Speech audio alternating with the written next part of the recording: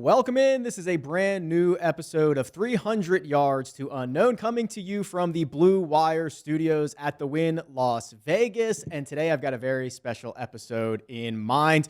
Joining me, I've got him. He's a senior golf writer at CBS Sports. He's the author of Normal Sport. It's Kyle Porter, KP. Thanks for doing this, bud. Thanks for having me. You said that like you caught me, like you captured me. Yes. Like I was in the wild and you went out and set a trap, and now I'm here talking to you at the, well, I'm in my shed, but you're at the Wynn. Yeah, same thing, I'm sure. I'm sure it's a similar setup. But listen, anytime I can lock you down, I can get you in the schedule. I mean, it's great fun. So yes, I'm quite excited about being able to capture you.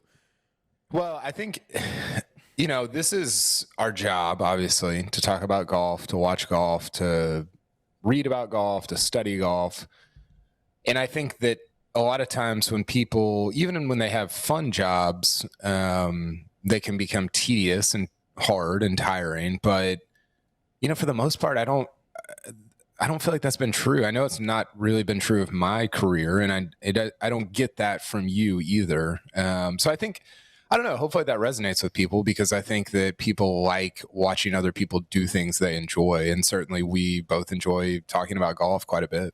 Yeah. Why don't we get burnout? Because I'm with you. Maybe it's a different course every single week. Maybe it's a different field. There seems to be, I always compare it to the NFL, where that is just an absolute content machine, right? They've got the Super Bowl, and then it's immediately into pre-draft stuff and combine stuff, and they're able to make it a 12-month sport. And I feel like golf has been better at making it a 12-month sport, which in turn makes every week something. And I think that's good for the game, obviously.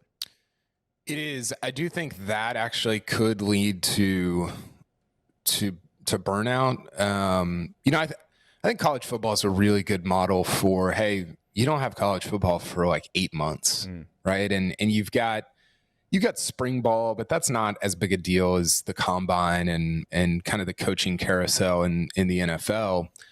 So I don't know that it's necessarily the fact that there's a ton of golf all the time. I think the variety helps. The different courses, that really helps. And I think what the different courses create is a little bit what my book was about, which is just like these weird, bizarre situations. And there's just so many variables in golf that there are not. The weather, you deal with that kind of in football and baseball, but if it's raining in baseball, you're not playing. And if it's raining in golf, like we saw at the Honda Classic recently, you're hitting shots on 18 into the a driving rainstorm, and that's super interesting. And I think it's I've gotten a lot of joy out of just finding these minutiae in golf that are just kind of ridiculous, but also really funny. And that to me just brings me a lot of I really enjoyed that part of the job. I'll be the first to date the show. So we're recording this during the Arnold Palmer Invitational during round one. So KP, this event, because you mentioned your book, Normal Sport, which I loved, obviously, but this to me feels like a normal sport week. Like, when was the genesis idea of Normal Sport? Because Bryson trying to drive it over the entirety of the lake at 6 at Bay Hill feels like one of the moments that it could have come to fruition. That was up there. I think actually the actual genesis, somebody went back and found this, was your first Normal Sport tweet. Is that what you mean? Yeah, it was Wingfoot 2020, and Phil was like in his knees on a bunker, or on his knees in a bunker, like trying to hit like out of like sideways out of a bunker, just something ridiculous. But the moment from Bay Hill last year, actually, it wasn't Bryson. It was Terrell Hatton had this moment at Bay Hill last year where his ball, I think it had some mud on it, and he was using his like 5-iron as a cane to bend down and look like on the other side of the ball. And so the way that TV captured it, it just looked like, what if you turn the TV on at that moment, you're like, what is this dude doing? Like, what is happening? And you get that all the time though, right? Because of how many different variables there are. And it happens in other sports too. There's certainly normal sport moments in football and basketball and baseball, but I don't know, man. And maybe it's just because we're covering it every day, but you seem to see a lot of them all the time in the sport that we cover. It's the absolute best. I'm glad that that tweet, that idea, that premise turned itself into a book that I could look back and go, oh yeah, that was a lot of weird stuff that happened last year. Why do you feel like you don't get burned out? Because your appetite is seemingly insatiable. Like you can't get it. I mean, it's part of that, just like the business side of it. You're kind of running your own business and exploring different avenues with that. Like, what is it for you? There's definitely a side of it that I feel the more I work, the more money I can make. Like, I'd be lying if I said that wasn't true. However, like Armina and I, we talk about this all the time. It's like, if someone gave us like $100 million, what would you do? And she's like, okay, I'd be on a different beach every single week and blah, blah, blah. And I'm like, I'd start like a golf data website and like, I'd create content around it, right? Like, that's just like, it's really what I want to be doing. I love the process of it. I like the research. There's just so many variables, Kyle. It's different players. It's different shot shapes. It's weather. It's course. It's everything is different. There's a million variables. It's one big math problem, and I love trying to solve it. Yeah, and I think I mean, we were just as humans created to create, to make things, to build things, and I think that your gig is a lot more entrepreneurial than mine, but I still view my career and kind of my work as doing the same stuff. So you're a builder, like you've built all this stuff. And I think there's value in that $100 million can't engender, and I think that, I think there's something to be said for that. So that's pretty cool. I like hearing that. Yeah, I appreciate it. Well, maybe not 100 million, but 40 million can be distributed by the PGA Tour in a way that maybe some of us do and do not know. This is not really our topic for the day, but I could not have you on a pod and not address the fact that the PIP results are official and they are out. So maybe a little bit of a surprise, KP. It is not Phil Mickelson's name at the top of the PIP list, as he told us with 2 weeks to go in the year. It is Tiger Woods who earned the full $8 million and Phil finishing second. Let's start there, because Phil tried to victory lap this thing earlier, and now it gets just added to another list of, oh, Phil moments. Well, I don't understand. And this is a little bit of what Phil's been doing for a while, though, right? Is like he hears something from somebody. Like that's clearly what has happened with a lot of the PGA Tour only distributes, right? 2% of its that's not what he said, but he just is like, the numbers that he has made up are just false. Like they're just not true. And that's sort of what happened here. Like, you helped me win the PIP, and he tweeted that December or something. Yeah, I think it was mid-December. I think there was 2 weeks to go in the year. Yeah, right before Kapalua, and and I guarantee you what happened is he heard that from somebody that was either connected to the tour, worked at the tour, or whatever, but he didn't check it. Like it wasn't a good source. And Phil is a little bit tried to be like this kind of maverick journalist type that like is making moves and reporting news and breaking story, like all this stuff. And it's like, well, this is what happens when you don't make sure you have something on lockdown, is stuff just turns out to not be true. So Tiger just dunked all over him was that yesterday? On Wednesday? Yeah, shut it down. Tiger's already locked up 2022, I think, here. Well, I mean, I don't feel that bad for Phil. He still got $6 million for tweeting about his legs, basically, for a year. That's not that. I mean, the PIP is like way more complex than that. It's not just about who, and that's what people. I saw your note in here, like, where's Max Homa? Well, I think that if it was just a Twitter contest, Max Homa would be in the top 3, right? But it's also like, how much were you on TV, and what was your Q rating, and like all these ridiculous things. I think at the end of the day, like the thing that if you were to make a list of, hey, who should we like give this $40 million to, because they're kind of our stars and they bring in and generate a lot of revenue, not just in 2022, but over the last 3, 4, 5, 10 years. I think this is what the list would look like. Yeah. So I don't know if they just retrofitted the data or the like the algorithm to fit like who they kind of know they need to give it to, or if this is, I don't know like how that played out, but if you're the PGA Tour and you're like, who are those people? This is exactly what the list looks like, right? Yeah, for sure. We'll go through the rest of the list, but I love that Phil signed his victory lap tweet with P.S. I'll try to find another hot, controversial topic soon. You sure will, Phil. The foreshadowing of that portion of the tweet is like, you have no idea how controversial your next topic is going to be. Yeah, unbelievable. I'm surprised he wasn't referenced in. There's an Atlantic article floating around this week. I think some of the Saudi leaders got interviewed for this Atlantic article. I'm surprised Phil's name didn't get just floated out there. Yeah, man. Phil's in a tough spot. Here's the rest of the list. Rory McIlroy, Jordan Spieth, Bryson DeChambeau. They are 3, 4, and 5. Justin Thomas, Dustin Johnson, Brooks Koepka, 6, 7, 8. And then 9 and 10, Jon Rahm, Bubba Watson. Little surprised to see Jon Rahm that low. Little surprised to see Bubba Watson that high.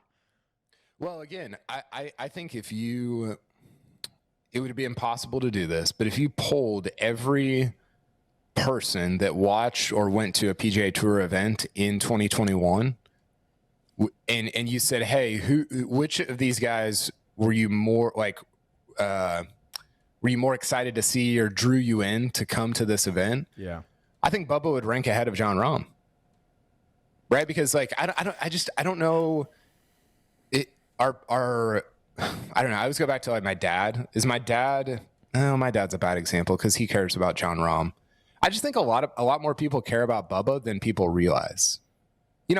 For you and I, he hasn't really been relevant outside of Riviera, and he'll pop up every once in a while, but he hasn't been certainly a star or superstar in quite a few years now. But I think for the just common golf fan, hey, let's go to the tour event that's in my town this weekend. I think Bubba's still like a real thing. Like, I think he's a real draw. And I think some of that was reflected in, I don't have somebody tweeted out the minutia data, but I think some of it was reflected in there. Yeah. It's like the 5 different categories and where you rank. Bubba won the MVP score, which I'm not entirely sure what the MVP score was, but I think that's social. I think that's social media. Really interesting. Okay, so Bubba sneaks in, gets his $3 million.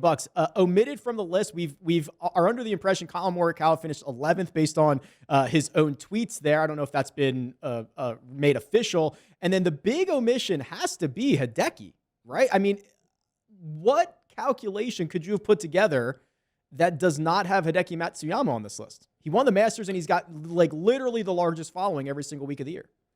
Well, but this, and I think this sort of proves my point from earlier, is that there's not a lot of people going to tour events in Hartford, Connecticut because of Hideki Matsuyama. Yeah, that's just the reality of the situation. And I think I don't know.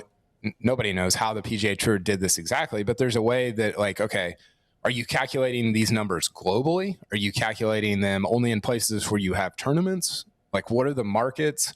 Is it US only? Like, how does all that play in? And I think the tour would look at it and be like, yeah, they wouldn't create a formula in which Hideki could finish first. Right. I mean, I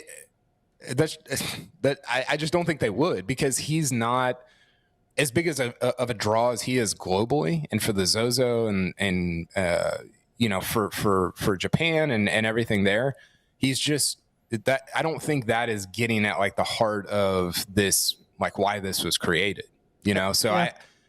Do you agree? No, I think you're right. I think that, and I feel like we heard about this when the PIP was originally introduced. I feel like the algorithm, the calculation was very calculated, in which it was, we're going to make sure, we have this data from previous years. We're going to create a calculation that essentially rewards these types of people. And I don't think rewarding the Hideki Matsuyamas of the world, or literally Hideki Matsuyama, was high on the list. And having previous year's data, creating the calculation for 2021, it doesn't end up being Hideki. It ends up being Tiger, Phil, Bubba, and everybody else that, our dads know. Yeah. So one of the scoring details in the appendix that got sent out, Dan Rappaport had this tweet, was Google. So how many times you're Googled, I guess. I don't know what the detail is on. So do they count Google Like, can you even Google in Japan? Like, or does Adam Scott get credit for Adam Scott the golfer and Adam Scott the actor? Like, how does Google? Right. How do they decide that? So again, I just go back to like, it feels like I'm not saying they like played with the numbers or anything like that. It feels like they created a formula or finalized a formula that very much rewarded the guys that they're like, these are the guys that we need to reward because they're the only ones that really matter as it pertains to our business model. Do you think that they've been fudging the numbers to make sure that Patrick Reed does not get on this list, like the shot link data has been fudged for the last 10 years? Oh my gosh. That might be a different podcast, but it's insane levels at this point. Did you see? I got roped into this. Did you see this? No, I didn't see how you got involved with this. This is the Reed Birder account that the industry has kind of said is obviously Justine. So Use Golf Facts is the name of the account that everybody's aware of. Rory referenced it in an interview with Dylan Deshay the other day. So I tweeted out this was at the Arnold Palmer. And Rory was talking about how the PGA Tour is the best structure in sports for a league of athletes or members. That was his quote. Kind of like contradicting what Phil said about them being obnoxiously greedy and all this stuff. So I tweeted this out and said, like, hey, this is pretty cool. Like, Rory's not only is he like deeply involved in this because he's the PAC chairman. Is that the right terminology? Yeah, I think that's right. I think it is. But he's also like, if somebody's underpaid on the tour, it's Rory, because he brings in so much revenue, so many fans, all this stuff. So I just threw it out there, and Use Golf Facts comes back middle of the night. It's always middle of the night. Yeah, it's always middle of the night. I'll read it to you. Rory has been getting paid by the tour off course millions over the last 4 years, which that feels like you're accusing someone or two entities of a felony, basically. Just low key on Twitter. Yeah. Excuse me. Maybe even more being the chairman of the PAC, which in business ethics, well, I'm talking to this account about ethics, is supposed to be a reasonable amount that is paid. All these words are misspelled, so it's hard to like walk through this. There's nothing reasonable about paying PAC members millions in compensation. Now, I will say that there's a lot of committee members like that like players that do stuff for the tour that they are paid, and I think I didn't know that until recently. Yeah, they're on the tax returns. Like Kevin Streelman, Charlie Hoffman, like these guys, Zach Johnson, have been getting paid $1 million to be whatever to the tour. Yeah, it's all open, transparent stuff. That's one thing.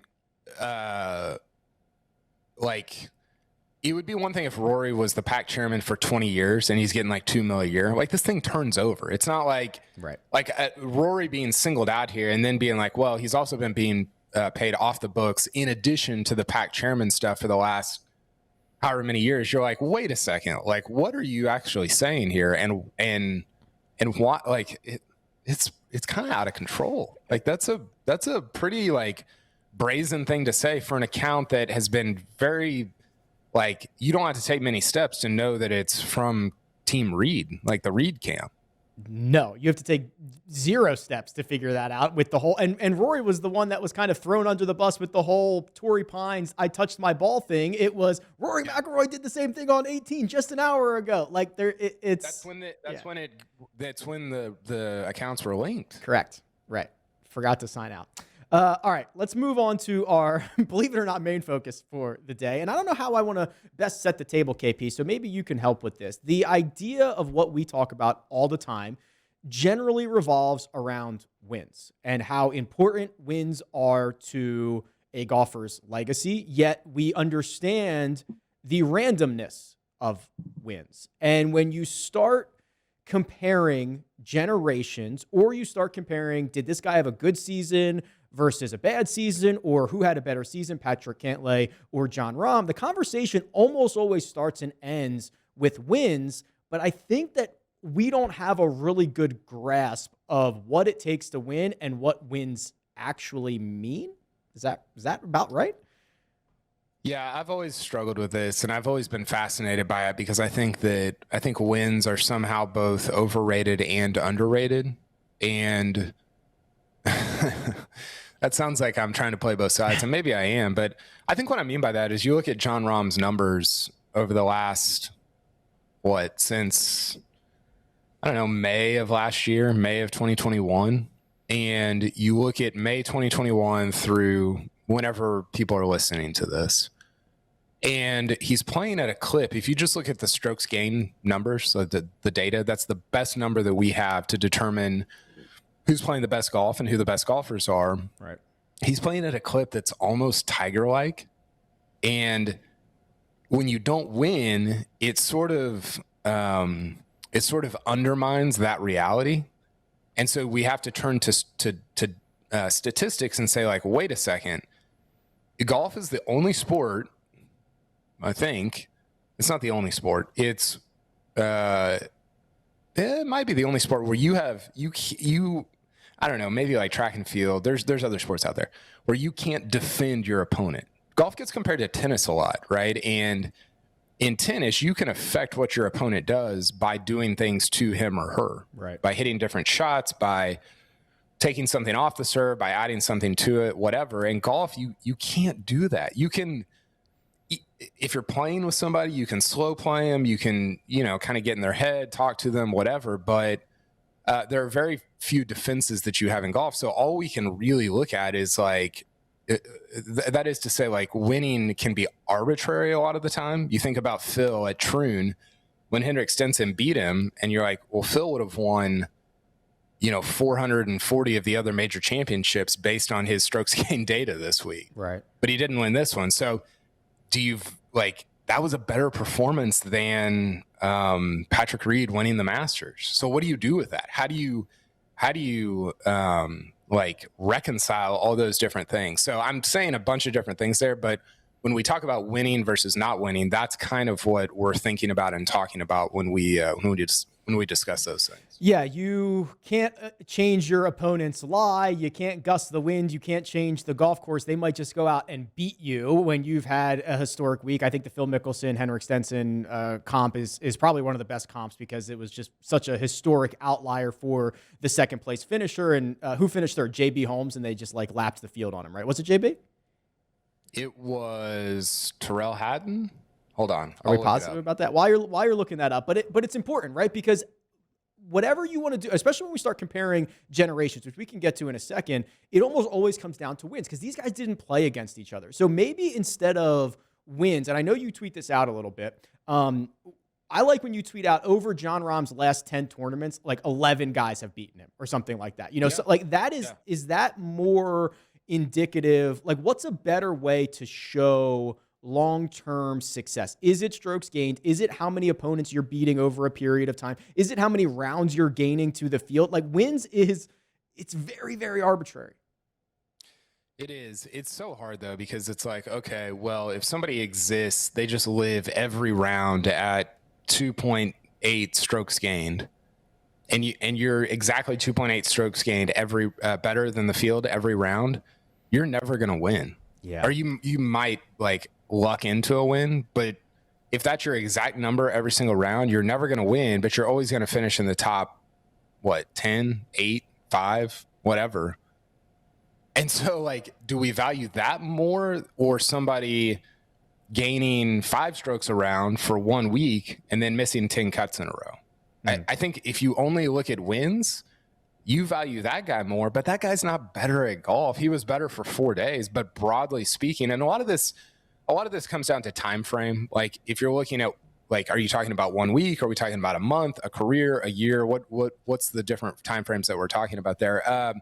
JB Holmes finished, so Henrik Stenson 20 under, Phil Mickelson 17 under, JB Holmes 6 under, so he was 11 back. I think Phil gained 30 strokes on the field and lost. Jeez. And then Steve Stricker finished 4th. Did not remember that. No. I don't even remember him playing in that event. And then Sergio, Terrell Hatton, and Rory tied for 5th. They finished 16 back of Henrik Stenson. Well, history shows us that we care about wins, right? Anytime there's a Tiger versus Jack comparison, it comes down to wins. It comes down to majors. But let's talk about our recent, our current state of golf. Not only are wins probably potentially overvalued, but they're harder to come by, aren't they? Isn't there a true like generational gap between the types of golfers that we're seeing on the PGA Tour now, or call it the last 10 or 15 years, whatever you want to set that time frame as, to 1980 to 1995, right? I mean, wins are just harder. The tour is much deeper now. It is deeper. Datagolf has some good articles on this where they've kind of looked at, they took a average golfer in 2000, so the year 2000, which was obviously the famous Tiger year. Right. And the math on this is beyond my comprehension, but they essentially linked that average golfer to current day and then went all the way backward to 1983 or 4, whenever strokes gained stuff or whenever stats started being kept for the PGA Tour. And so in doing that, by linking the past to the present, they were able to say, like, okay, how does the present compare to the average golfer in 2000, and how does the past compare to that? And you can kind of look at this progression across time from 1984 until now, until the modern day. And I think what's interesting about their data is they concluded that invariably the average player on the PGA Tour is better in 2022 than the average player in 2000. And the average player in 2000 was better than the average player in 1984. Which could lead to the conclusion that the average player in 2022 is actually as good as some of the stars in 1984. Right. I think that's, their argument was like, you're only as good as your comparison to your peers in the whatever era that you're in. So their argument was Roger Bannister breaking the 4-minute mile. High schoolers break the 4-minute mile now in track and field. But that doesn't make like what he did less, like it doesn't make him less of a icon or a star, right? Because nobody had done it back then, And so I think it's hard. That makes it really difficult to kind of compare generations. But I mean, think about this, and this is what I always say when we talk all the time: is there's no industry in which there's been just this wave of money and financial reward, like infused into an industry, right, that hasn't gotten more competitive and better over time, right? That goes against everything that we know about economics. And when Tiger entered and you had this just huge wave of money. I mean, Bay Hill this week, $12 million purse. It's bigger than 452 of the 458 major championship purses ever. I mean, that's insane to be playing for $12 million. Naturally, an industry is just going to get better and more competitive. So I think it's harder to win in the sense that the average player now is better than ever. But I don't know that. I think the gap between like the best players and the average players is still kind of the same. Like that part. And if you look at the datagolf article, I don't know if we can link that or we can put it in the description and include it in the tweet and stuff like that. Yeah. If you look at the datagolf article, the best player is still like the same amount better than the average player on the PGA Tour. So kind of both the lines go like this.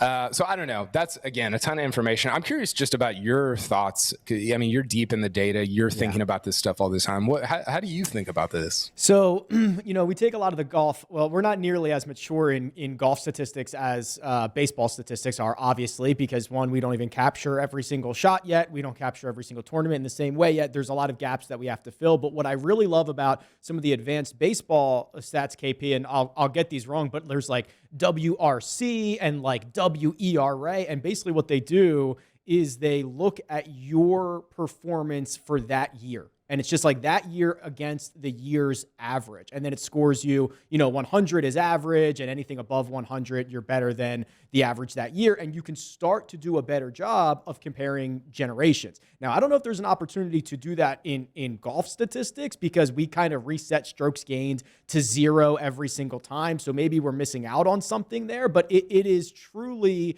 one way to start comparing them. And I think it's important because you're right, especially now with technology. We are now seeing the flood of young players thanks to the Tiger effect, right? The Cole Hammers, the college guys, the John Pocks, like these guys are coming and they're not even on tour yet. When you start throwing them in, you talk about equipment, it's hard. Like it's hard to compare 5 years ago to what we're seeing right now, or even 8 years ago. It's changing so quickly that we've got to get a better grasp, at least statistically, on weighing to our current era, which might be a year, and doing the stats that way.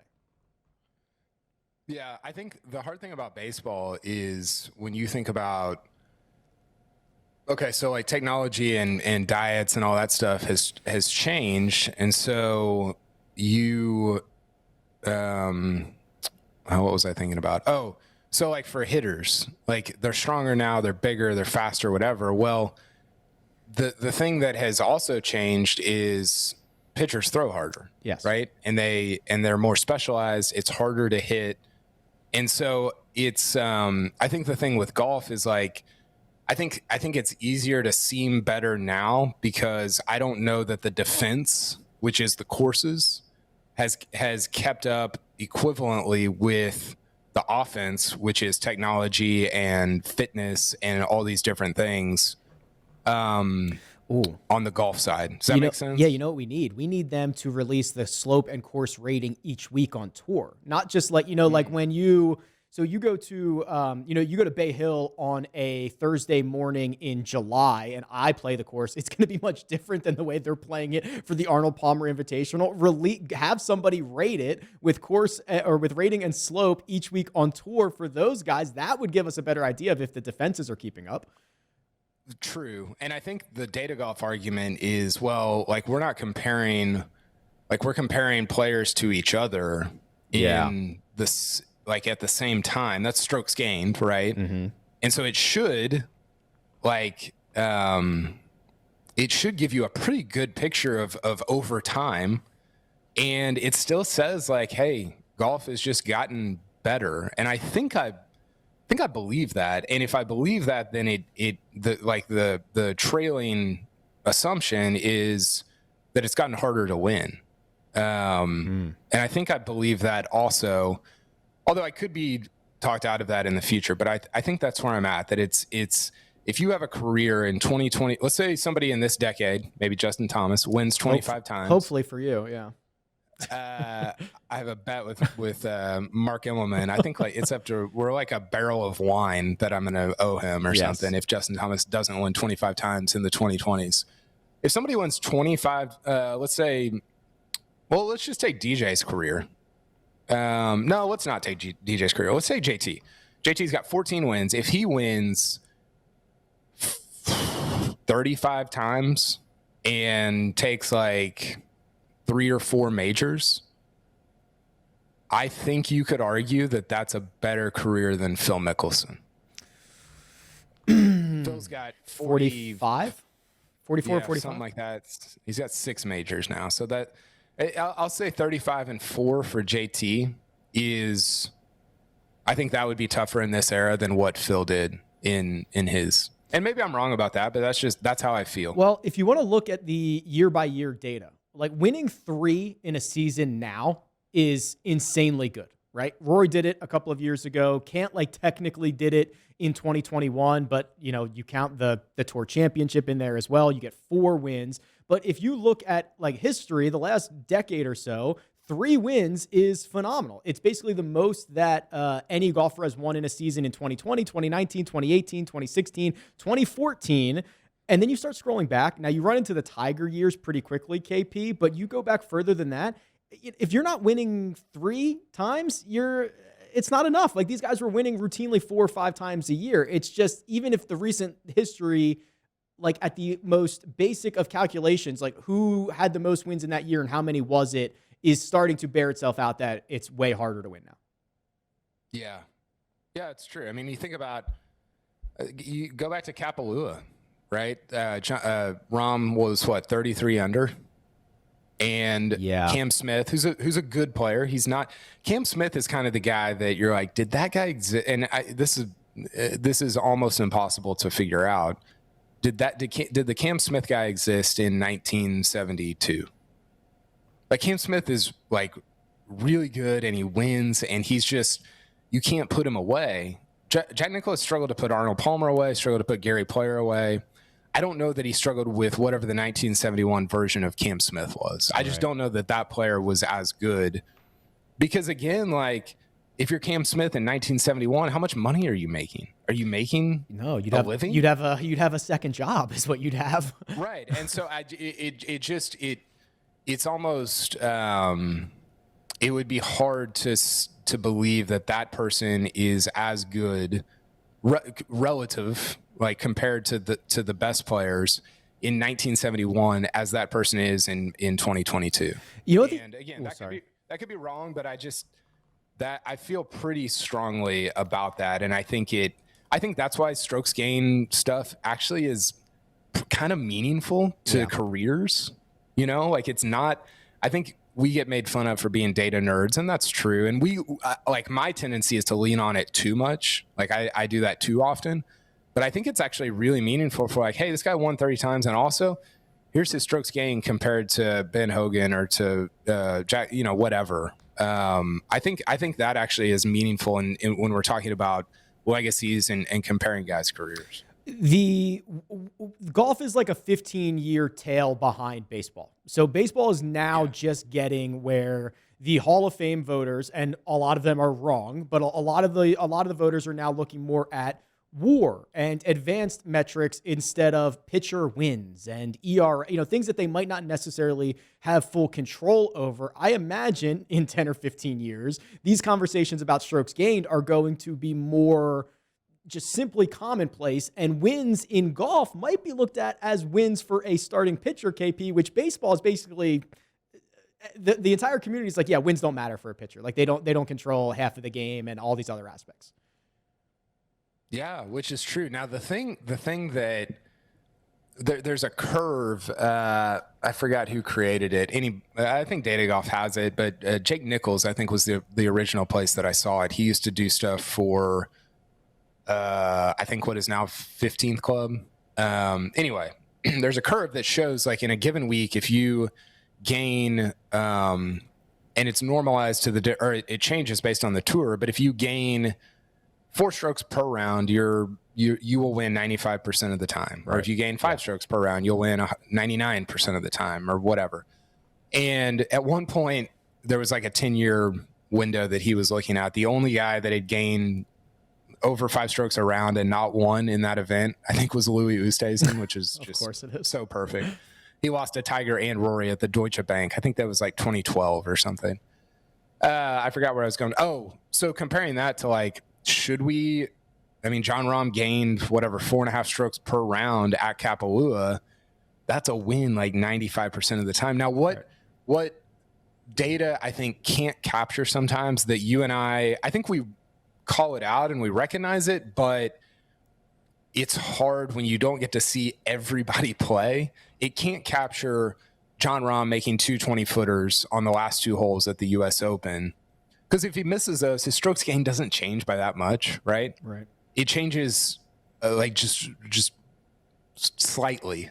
And I just don't know that strokes gain, there's no like strokes gain, like, hey, winning when it counts, like making stuff when it matters. And maybe the baseball statistician that would argue, hey, there's no such thing as momentum, would argue like, hey, there's no such thing as like winning in crunch time. But the competitor in me, you and I both played competitively, just doesn't really believe that's true. Right.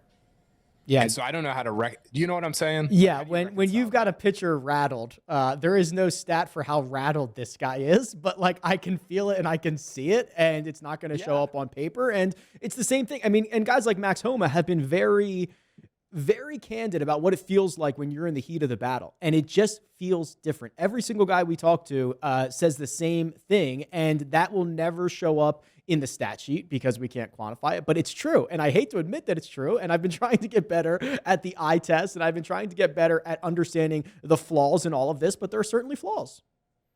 Yeah.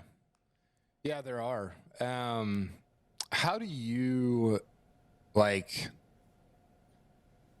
what's the, if we talk about inflation and deflation, like $10 in 2022 is not worth as much as it was in 1922, so 100 years ago. when we talk about wins, how like what do you think of when you think of inflation and deflation? How many wins in 1960 or one win in 1960? How many is that worth in 2000 versus 2020 versus I don't know, so on? I probably think that the wins now are worth way more than they were. I don't know what that multiple is, but I think it's a lot. And I think if you put a below average golfer, if you took Scott Stallings and moved him back 20 years, 30 years, yeah, exactly, I think he'd be potentially dominant. I mean, obviously we've got equipment issues as well. That's something that you can't control, but there was just such a long period of time where golf wasn't necessarily even the main focus for a lot of these guys, and they had other jobs. And I don't know, it's just, there's just so much change that's happening year in and year out. I think that, and I think this about a lot of sports too, like whoever the best is today at that sport might be the best of all time, just because of how quickly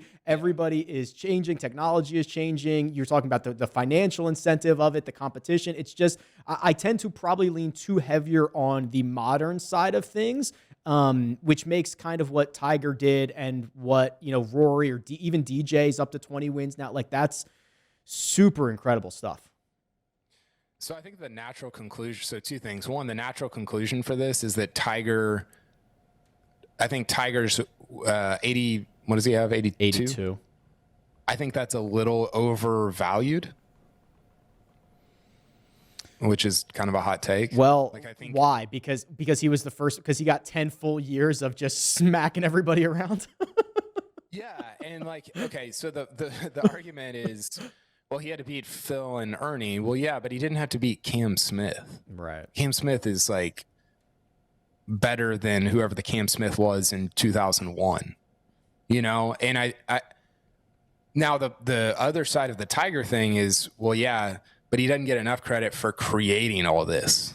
Right. In the same way that Cam Smith's win should count as 0.1 to Tiger's total.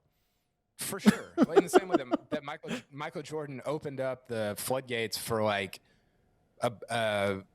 basketball revolution, if you want to call it that, in the United States, that's what Tiger did. And golf was revolutionized. The PGA Tour was revolutionized by Tiger Woods. So I think that is actually we undervalue it and we overvalue how much he won, and we certainly overvalue how much somebody like Sam Snead won. Sam Snead was winning tournaments with 12 guys. Yeah, those aren't real wins. Those are the fact that Sam. I don't know how many years difference from Sam Snead's first win to Tiger's first win. That should Tiger's record. They should be. Tiger should have 150 wins by now. Yes. Just use a multiple. They're not even remotely close.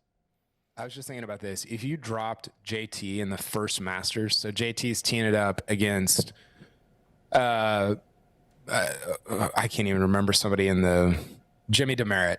He's got a tee time with. Did you know they used to just pick their tee times at the Masters? Like whoever got to the tee sheet first could write down. I'll take 9:15. The leaders don't tee off last. You just play You just play. How crazy would that be? I mean, yeah, because it's only for television that they tee off in that order, right? It's kind of sick. Yeah, it is for television. And for just kind of the climax of the entire week. But if you dropped JT in the 1934 Masters and he played the next 10 years worth of majors, take out a couple of years for World War II. So he plays 40 majors between 1934 and 47. How many does he win?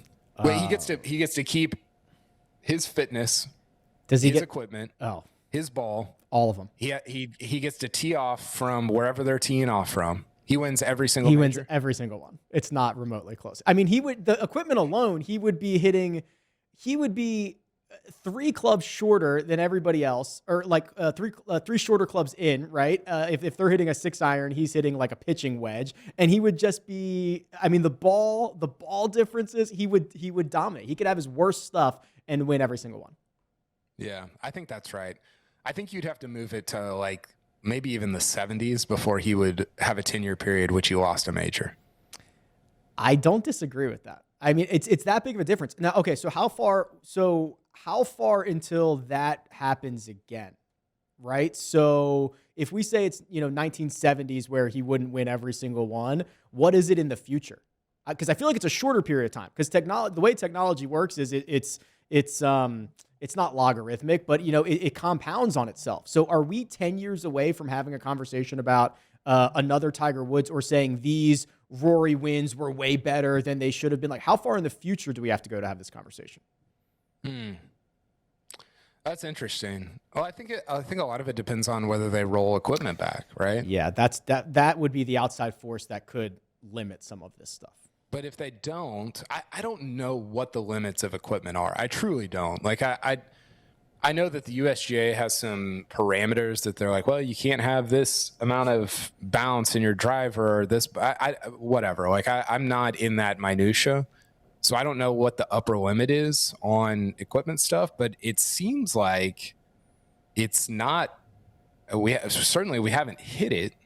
Right? So, no, because we still haven't hit the stage where, okay, so in the NBA, every single one of those guys is an unbelievable athletic monster. We do not like, even with the equipment stuff, what if every golfer was LeBron James? What if every golfer was, okay, maybe easier to look at Kyle Berkshire or what Bryson was trying to do, right? When that's the average now instead of the outlier, and you're still talking about the same equipment, you're not talking about any rollbacks at all. We have not hit the physical influx of athletes into golf yet. Yeah, it's a great point. Man, it's just hard to imagine somebody from the future being dropped into like the 2020s and winning every single major. But that's what we're talking about for the past, though. Totally. So it's definitely like it's good. It's a conversation we're going to have. I don't disagree with you. It's just so hard to imagine that. I've seen Brooks Koepka hit irons at Augusta, and you're like, holy crap, like this is so different than anything I've ever seen. So to imagine him getting beat in every single major by one guy, I mean, I think a lot of the reason we would say JT would win every major for 10 years in the 30s and 40s is because of equipment.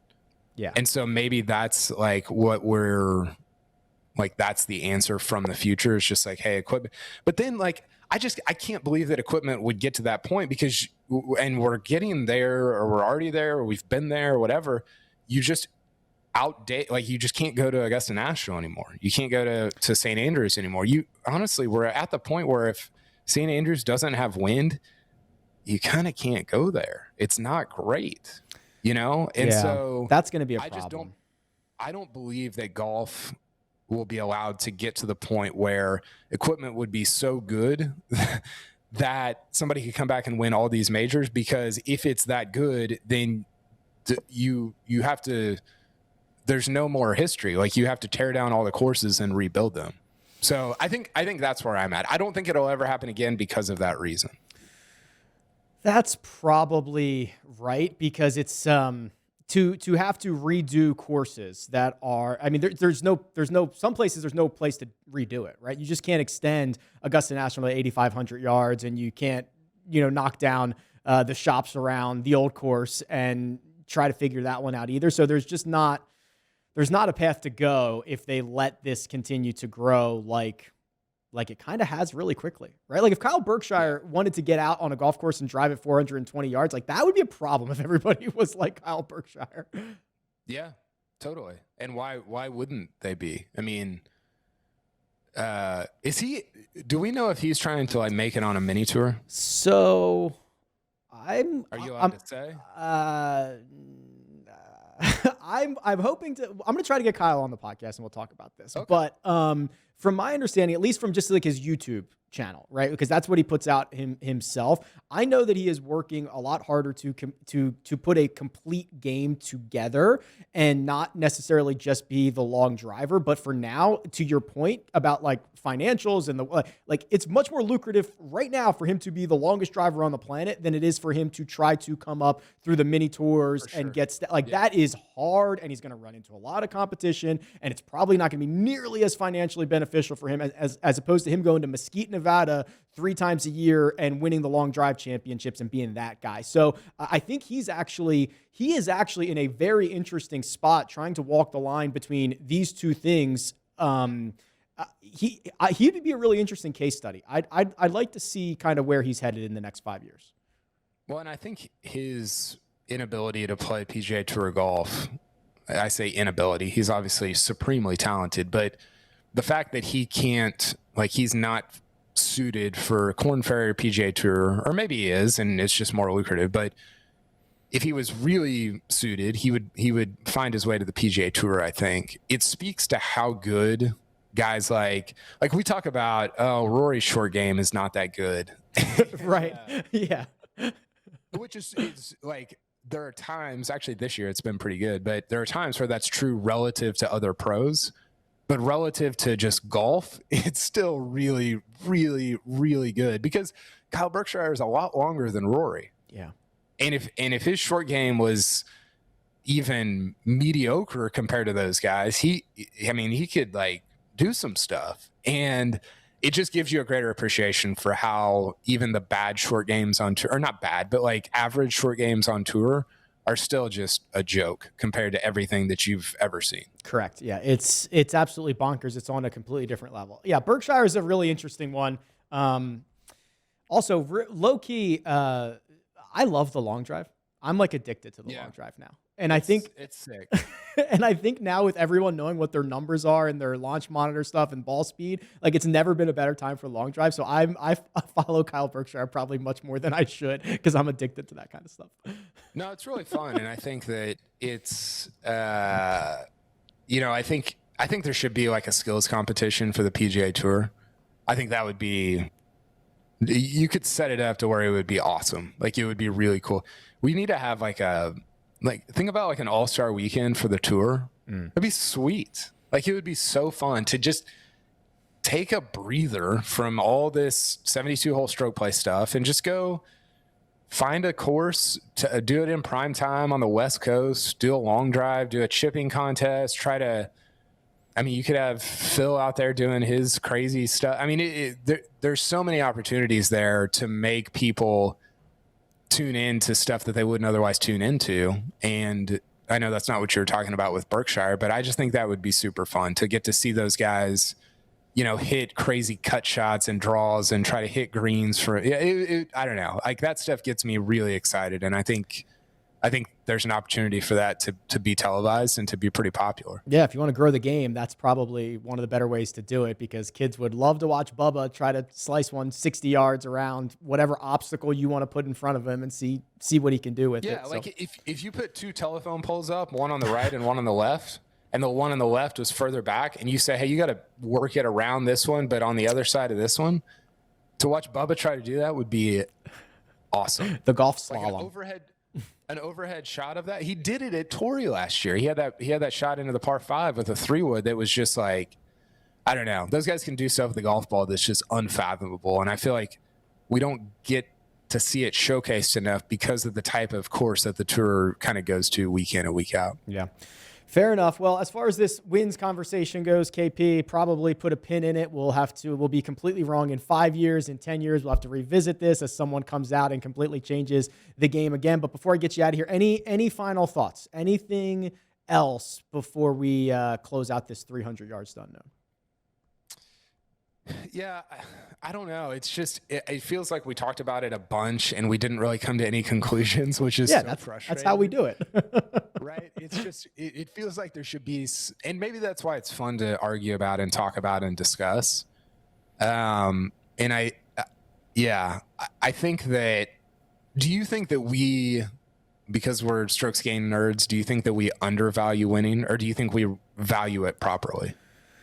I think personally, I undervalue it, because I know that winning is a skill, and a skill can usually be quantified with a statistic, and that is one that you cannot quantify. So I believe that my personal blind spot is undervaluing it. If there was a stat that said, wow, this guy's an elite winner, and here's how he compares to other guys who were good winners or great winners, I think I would maybe care about it more. But it is hard for me to kind of wrap my brain around it.